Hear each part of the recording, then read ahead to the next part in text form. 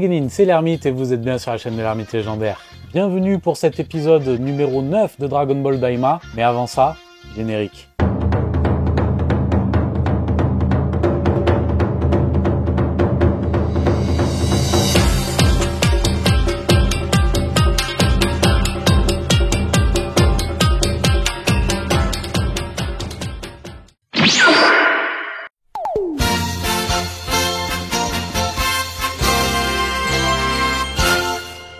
On retrouve l'équipe qui fait route vers le deuxième monde, mais Glorio décide qu'il est temps de faire une pause. Shin propose de camper, et forcément, Panzi fait sa princesse. Et vas-y que je veux un bain, et puis un lit. Bientôt mademoiselle va vouloir l'eau courante et l'électricité. Pourquoi pas le droit de vote tant qu'on y est?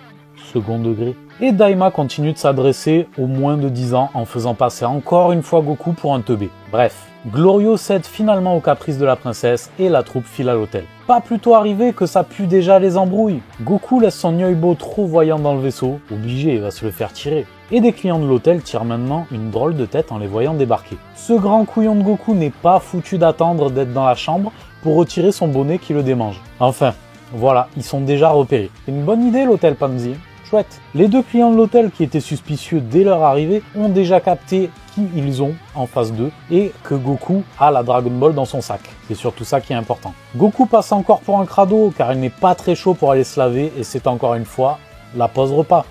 Et il passe plus de temps à baffrer dans cet animé qu'à se chicoter la tronche. C'est fou ça. Le temps qu'il trouve Dende il sera déjà majeur. Hein. Un bruit retentit dans l'hôtel. Ça sent la diversion. Et effectivement, pas plutôt sortis de leur chambre pour voir ce qui se passe, ils se font tirer la Dragon Ball. Leçon numéro 1, comment faire ralentir un scénario. Mais une fois encore, Panzi rattrape la situation car elle avait posé un traceur dans le sac. Bravo! Mais au fait, c'est pas à cause de toi que vous vous êtes fait tirer la Dragon Ball? Ouais, ça serait pas arrivé si t'avais pas insisté pour aller à l'hôtel, précieuse va. Les deux voleurs savourent leur larcin, mais la joie est de courte durée car Goku est déjà là. Les deux randoms sont assez rodés pour jouer à la passe à 10. Et notre héros ne parvient même pas à les toucher. Ça lui viendrait pas à l'esprit d'en dégommer un? Il finit par capter que c'était la chose à faire effectivement, et récupère la Dragon Ball. Glorio intervient pour les finir et les envoie valser au loin avec son lasso électrique. Ce dernier félicite ensuite Panzi pour son idée et lui tape même un check. Et on dirait qu'il commence à s'attacher au groupe, le garçon. Cette dernière apprend par son père qu'ils vont retrouver Vegeta et compagnie devant le maître Warp le lendemain. Et Glorio demande à Goku si ses amis sont forts. Ce dernier acquiesce et dit même qu'ils sont très forts. Shin prône la prudence et propose de quitter l'hôtel pour aller camper. Il est scout lui ou quoi? Évidemment, Panzi fait encore sa pleureuse, donc c'est Goku qui va finalement être de garde, pendant que Mademoiselle va pioncer peinarde. En général, c'est comme ça que les embrouilles arrivent, il ferait mieux d'écouter Shin. Et commence un rude combat contre la fatigue pour Goku. Un combat perdu d'avance. Heureusement, rien à signaler, pas de dégâts, et le lendemain, la troupe peut enfin quitter l'hôtel. Switch sur Bulma qui braille car ils viennent d'apprendre qu'apparemment, ils se sont fait tirer leur avion. C'est la Tessil d'Aimakai en fait. D'après Tinky Winky, cela pourrait être des gars que Vegeta a déboîté la veille.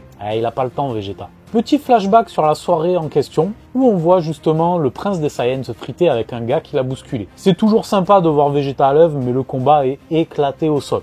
Bref, c'est du remplissage. Résultat, privés de vaisseau, ils vont devoir demander à l'équipe de Goku de passer les chercher. Pendant ce temps, Tinky Winky propose de jouer au jeu du zombie pour tuer le temps. Je m'attends au pire. Et j'avais raison. Il y a une forêt infestée de zombies. Ce sera celui qui en dégomme le plus, mais si l'un d'entre eux se fait mordre et devient zombie à son tour, il est éliminé. Il est mort surtout, non? Enfin, j'espère qu'il existe une sorte d'antidote pour inverser le processus. Heureusement, Bulma et Piccolo refusent, mais je doute qu'on ait parlé des zombies pour rien, et à mon avis, ils apparaîtront tôt ou tard. Bulma s'étonne de voir un œil à la ceinture du gogol. Celui-ci l'a trouvé dans la montagne, et trouve ça cool de le porter à sa ceinture. Allez, 10 contre 1 que c'est le fameux œil mystique, là, maléfique, que Goma voulait récupérer.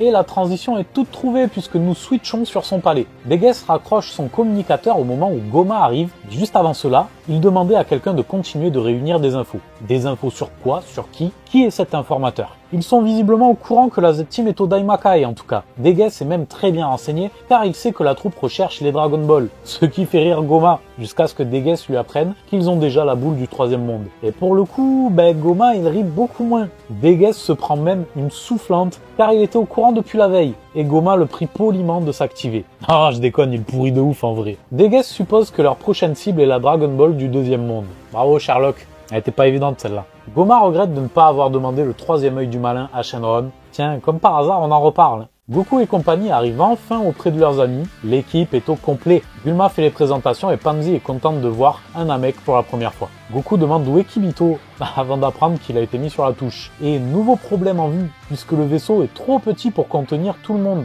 Pansy va donc demander à son père de leur envoyer un nouveau vaisseau, tandis que Goku les troll en mode bah allez, salut, nous on a des Dragon Ball à récupérer, mais allez casser la bouche à Gomas, ça vous dit?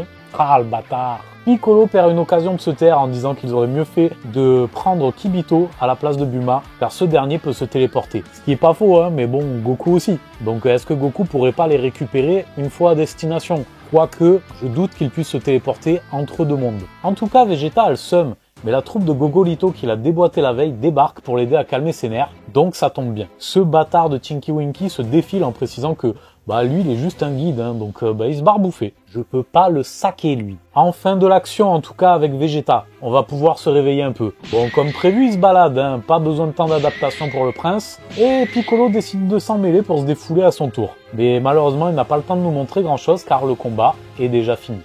Bon, au moins, ils ont récupéré leur avion, puisque les autres l'avaient garé pas loin. Ah, là, ça va être cool, car on switch du côté de Mamie Suzette et d'Arinsu. Va-t-on en savoir plus sur le nouveau bout? Incroyable! La Vioche nous sort contre toute attente une putain de graine de Saibamen. Non mais sérieux, la graine est plantée, et c'est la déception. Ce bout ne ressemble à rien, il est éclaté. Arinsu ne perd pas de temps pour lui donner son premier ordre, battre le Tamagami du premier monde, et récupérer sa Dragon Ball. Et ce dernier répond, il parle! It's alive!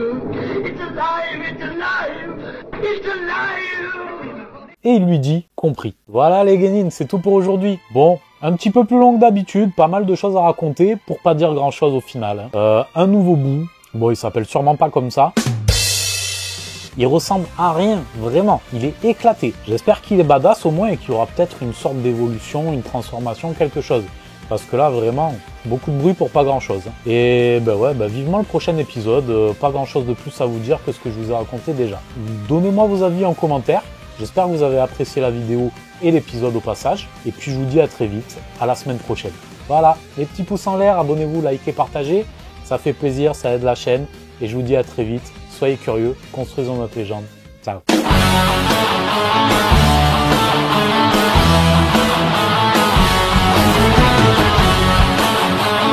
Tu t'es abonné?